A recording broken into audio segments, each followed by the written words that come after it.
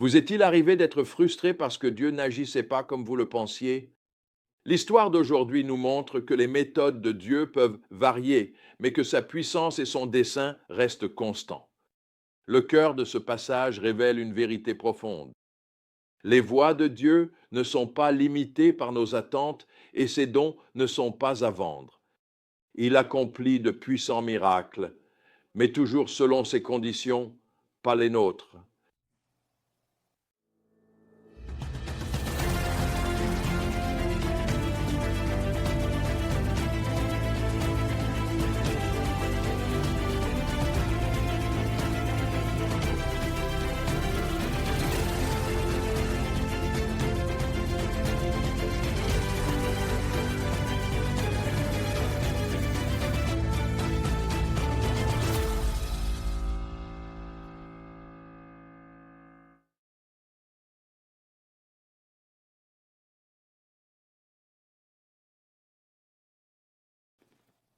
Notre histoire commence par plusieurs miracles qui semblent très différents les uns des autres. D'abord, la mort dans la marmite du prophète, une crise résolue simplement en ajoutant de la farine.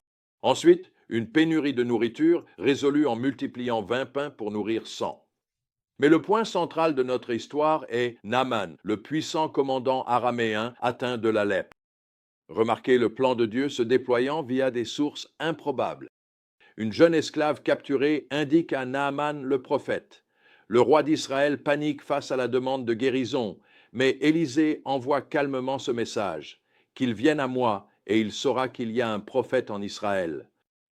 Puis vient le moment qui fait presque tout dérailler. Élisée ne sort même pas à la rencontre de cet homme important, mais se contente d'envoyer des instructions: se laver 7 fois dans le Jourdain.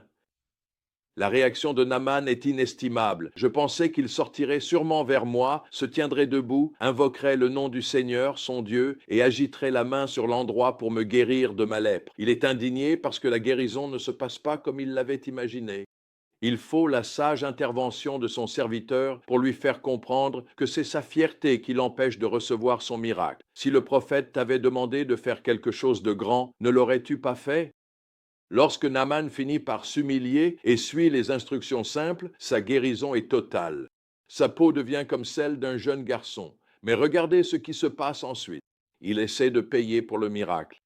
Élisée refuse fermement tout paiement, car la puissance de Dieu n'est pas à vendre. Ici, Géasi, serviteur d'Élisée, commet sa tragique erreur. Il court après Naaman pour obtenir ce que son maître a refusé, ment pour s'enrichir. La conséquence, la lèpre qui avait quitté Naaman s'attache à Géasi et à ses descendants pour toujours. L'histoire se conclut par un autre miracle, une tête de hache en fer qui flotte, montrant une fois de plus que les méthodes de Dieu peuvent varier, mais que sa puissance demeure constante. Comment pouvons-nous appliquer ces vérités aujourd'hui? Tout d'abord, nous devons reconnaître que, en réalité, les voies de Dieu défient souvent nos attentes. Il peut se servir de la parole d'une servante plutôt que du pouvoir d'un roi, ou de simples instructions plutôt que de démonstrations spectaculaires de sa puissance. Dieu est Dieu. Le réveil survient souvent dans nos vies lorsque nous détournons notre regard des méthodes de Dieu pour le fixer sur le Dieu des méthodes. Il est facile de se concentrer sur la façon dont Dieu a agi dans le passé et de s'attendre à ce qu'il agisse de la même manière aujourd'hui. Ma femme et moi avons vécu et exercé notre ministère depuis près de 60 ans. Dieu a pourvu à nos besoins et il nous a permis d'accomplir tout ce qu'il nous a confié. Le plus souvent, sa provision est venue par la générosité de son peuple. Mais il y a plusieurs années, Dieu a murmuré à mon cœur que nous devions vendre notre immeuble de bureau. Le moment semblait impossible, car il y avait une crise financière mondiale et il était extrêmement difficile d'obtenir des prêts. Mais Dieu avait un plan différent. De nulle part, un acheteur étranger est apparu avec de l'argent comptant en main. Je n'avais jamais eu à gérer une somme d'argent aussi importante sans savoir quoi faire. Après avoir consulté des conseillers pieux et beaucoup prié, j'ai senti que Dieu nous dirigeait à investir cet argent et à utiliser les bénéfices pour des projets spéciaux. Il m'a guidé vers le bon groupe d'investissement. Durant les 16 années suivantes, nous avons pu financer des projets ministériels spéciaux grâce à cet investissement.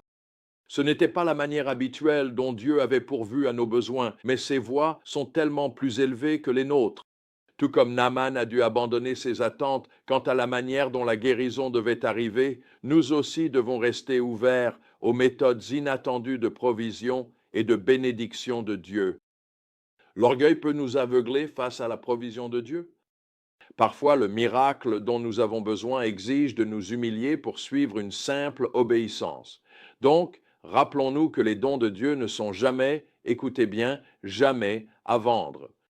Essayer de commercialiser sa puissance mène à la corruption. C'est une leçon incroyablement importante pour cette génération de disciples de Jésus.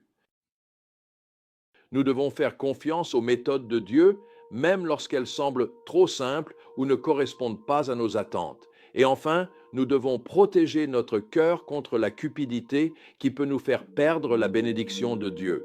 La force de cette histoire réside dans le fait qu'elle nous montre que les voies de Dieu sont plus élevées que les nôtres. Il n'agit peut-être pas toujours selon nos attentes ou par nos méthodes préférées, mais sa puissance demeure intacte. La question n'est pas de savoir s'il peut agir. C'est de savoir si nous allons nous humilier pour recevoir son miracle à sa manière.